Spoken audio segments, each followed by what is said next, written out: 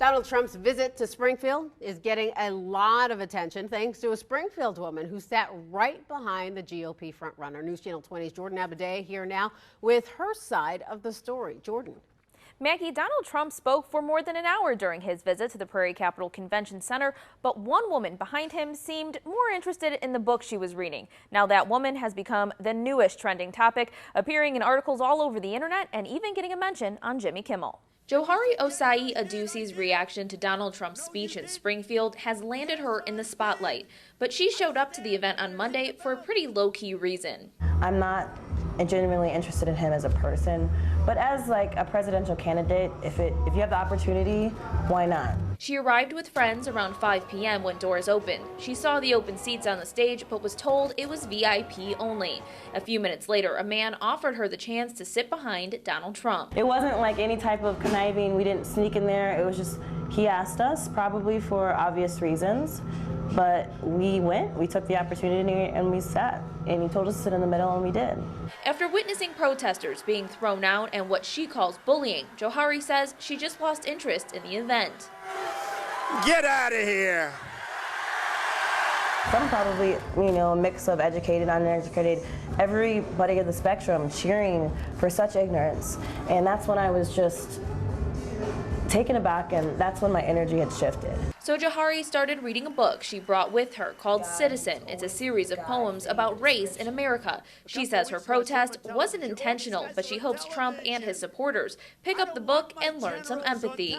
I came here, yes, to observe kind of a man that I already had low expectations for, but I thought like maybe he could change my mind. Maybe it was just a media thing, and maybe like I'm judging too fast based on what the media says.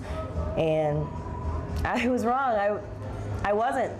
I mean, he was exactly what I expected him to be, and his supporters were exactly what I expected them to be. Now, Johari says some supporters sitting around her did notice her reading and told her that she could leave, but she said since she wasn't being an interruption, she didn't feel the need to. Johari says she hopes all of this attention means more people will read the book, that she thinks everyone can learn something. Good evening. It is day 78 of the budget impasse. Well, most of the state's budget is already going out thanks to consent decrees and court orders. Some services were left out, including some that help children. News Channel 20 State House reporter Jordan Abudayyeh live at the Capitol tonight with the latest developments when it comes to early intervention. Jordan. Stacey and Maggie, early intervention provides critical therapies to children throughout the state of Illinois. Today, Comptroller Leslie Munger says her office is trying to find a way to make sure that providers get paid amid the budget impasse so that those services can continue. And providers say that's welcome news because it's been hard to keep going without knowing when they could get a paycheck. 1, 2, 3. Lisa Fowler's son, Logan, couldn't sit on his own at 1, so his doctor referred him to early intervention, knowing it could help him build those skills. He started not being able to sit on his own, and now he can run and ride a bike, and he has a couple handfuls of words, and it has been tremendous, the progress that he has made over the last year and a half. Early intervention, or EI, is a program the state helps parents pay for depending on their income. Therapists work with children with physical or developmental delays. 0 to 3 is absolutely the time in a child's life when their brain is the most malleable, and we can really change those motor patterns. We can help them gain very valuable skills. Come on, reach. Good job. The state is months behind on its payments to EI providers, only agreeing Wednesday they would start to pay for the program amid the budget impasse. We have learned that for every dollar spent for early intervention, it saves the state $7 to $17 in the future for that child. Mindy Whitelock's son Knox experienced delays in his speech, but EI has changed that. He can currently tell us everything that he wants. He sings songs. Going from less than 10 words when we were evaluated to now he can say everything. We found out about the comptroller's decision to try and pay providers as we were working on our story today, and providers say they were shocked and they were really surprised when we shared the news with them, but they say that amid this entire impasse, the people who have suffered the most are the children because they need these services and they have no say in politics. Live at the Capitol, Jordan Abudayyeh, News Channel 20. Governor's Mansion is a prominent Springfield landmark, and Governor Bruce Rauner has made it his mission to fix up the mansion. You can see by some of the damage on the outside. Paint is chipping off banisters, wood is crumbling, and there are cracks in the floors, and the inside isn't much better. Since 1855, governors have called the Executive Mansion home.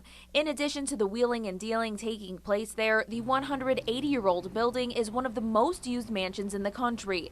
The historic landmark attracts tourists from all over the country who can tour the home's 4 formal parlors and bedrooms, along with a library and state dining room. But after years of neglect, the Executive Mansion is showing its age. Some governors spent more time here than others, but regardless of whether the governors have lived here, it's always been a sought-after venue. There have always been lots of things going on here, whether the governor was living here or not. And like I said, certainly different governors have chosen to spend more time here, but that's really not, to my way of thinking, it's not an excuse for not maintaining it. Most of the mansion's problems start on the roof, where shingles are missing and rotting away, letting in water, damaging precious pieces of history. Keeping water out of the building is the #1 issue.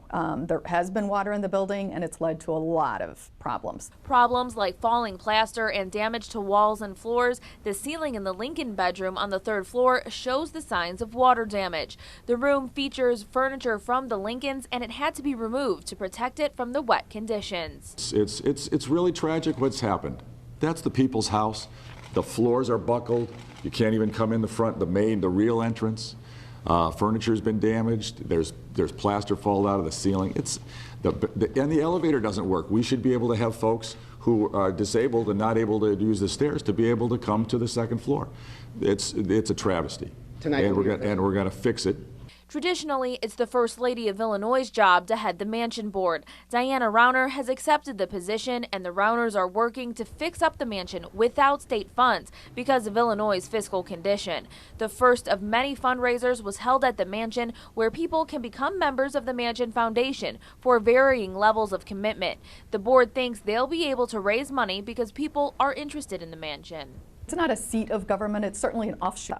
And it's always, to my knowledge, always really been used by governors to host meetings, by the public to host events.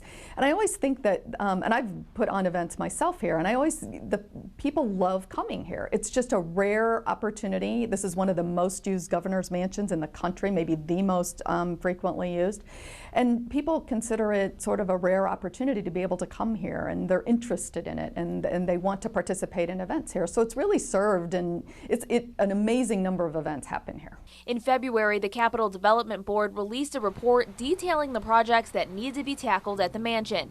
They estimate all of the work could cost $8.8 million. The Mansion Board, though, thinks it could be more, so they're prepared to do the work in phases as they raise more money. There are life safety things that must be fixed, and then there are additional things that might be nice to have but may or may not be a priority depending on revenue. The roof and fixing the elevator are 2 of the top priorities. There will also need to be electrical and security upgrades to bring the building up to code. The Mansion Board says they're going to continue fundraising so eventually all of the repairs needed can be made to the building.